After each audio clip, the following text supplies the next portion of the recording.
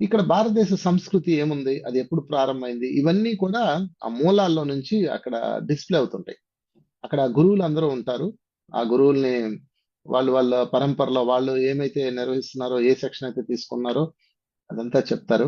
అక్కడ వాళ్ళకి ఆ గురువులకి దానికి సంబంధించిన సిస్టమ్స్ ఉంటాయి. ఒక విచిత్రమైన విషయం ఏంటంటే భారతదేశం సర్వమత సమ్మేళనం, సర్వ జ్ఞాన సమ్మేళనం. నా భారతదేశం ఎంత గొప్పది అని చెప్పడానికి ఒక్క కుంభమేళా చూడండి చాలు. మన భారతదేశం ఎంత గొప్పది. ఏ దేశంలోనూ లేదు ఇలాగా. ఒక సంస్కృతి ఉందంటే దాన్నే ఫాలో అవుతారు. ఒక గురువు ఉన్నాడంటే దాన్నే ఫాలో అవుతారు. ఒక దేవుడు ఉన్నాడంటే దాన్నే ఫాలో అవుతారు. దాన్ని తప్ప ఇంకోటి పట్టుకొని చంపేస్తారు. అలాంటి యుగం నుంచి భారతదేశం నౌ ఎంతమంది ఎన్ని రకాల ఆధ్యాత్మికతలో, ఎన్ని రకాల డైమెన్షన్స్, ఎన్ని రకాల ధ్యానాలు. ఓన్లీ ధ్యానానికి సంబంధించిన ఒక 100 విభాగాలు ఉంటాయి అక్కడ.